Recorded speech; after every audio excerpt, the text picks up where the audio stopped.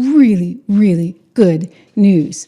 I mean, I got to tell you, I liked this because I'm in Ireland right now, and this was, can I show you here? The Irish Examiner this morning, front page, EU-US deal averts trade war. They're really happy over here. They're relieved. They're like, thank goodness. So there's going to be a 15% tariff, and they are going to actually commit to buying something like $750 billion worth of U.S. energy. There's like another $600 million investment being made in the U.S.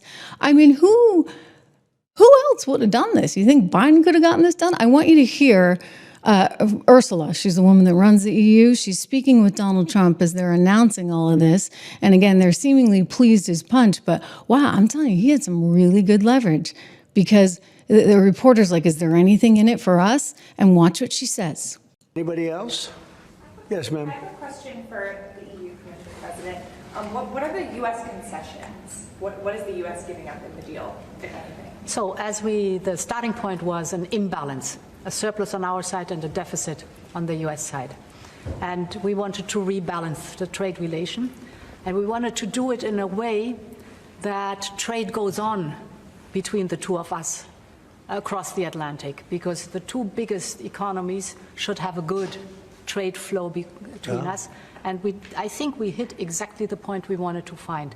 Rebalance, but enable trade on both sides, which means good jobs on both sides of the Atlantic, means prosperity on both sides of the Atlantic, and that was important for us.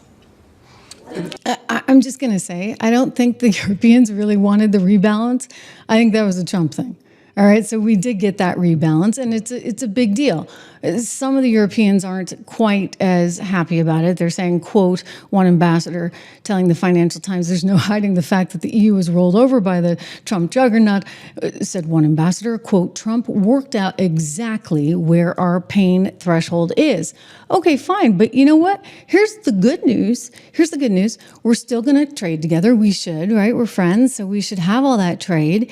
And, you know, what's fair is fair. Like, it doesn't make sense. If you guys are going to put tariffs on us, then why can't, I mean, we're kind of equal partners in all this, right? Then why can't we reciprocate with tariffs on you? So this is a big deal. It's actually going to bring in a ton of money. As I said, $750 billion that they have committed to in terms of energy buys, which will go to U.S. energy, which is very good, as well as a $600 million billion dollar investment in the U.S. Here's Trump talking about it. I mean, he's even thinking, maybe we get some tax rebates. He was asked specifically about this, and he seemed to like the idea. Let me show you. Do you think there's the possibility of a rebate to the American public in terms of all of that money? We're thinking about that, actually. We have so much money coming in. We're thinking about a little rebate, but the big thing we want to do is pay down debt. But we're thinking about a rebate. That is a very good question. You just made a lot of news. We're thinking about a rebate because we have so much money coming in from tariffs that a little rebate for people of a certain income level might be very nice. It might be very nice indeed. So there could be some rebates coming. Who knows? Well, I'll tell you, it is a win. It's a big win.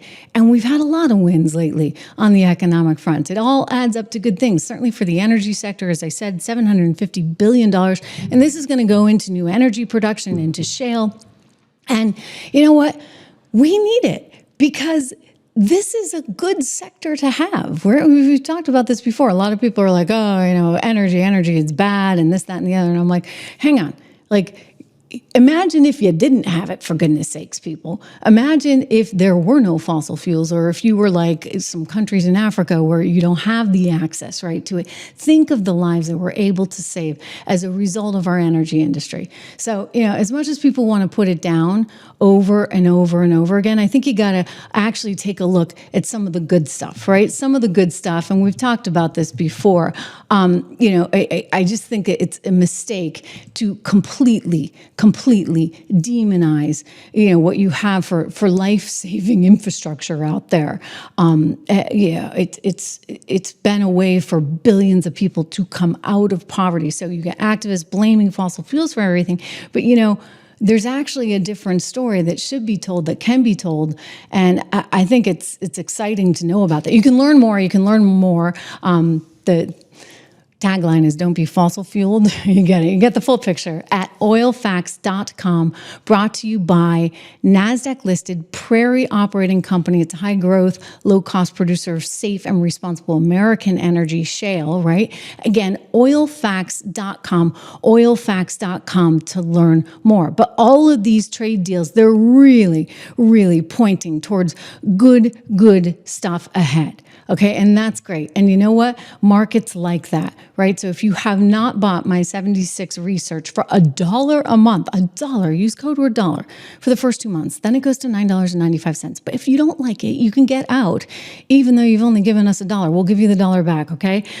People tend to like it because we're pretty smart.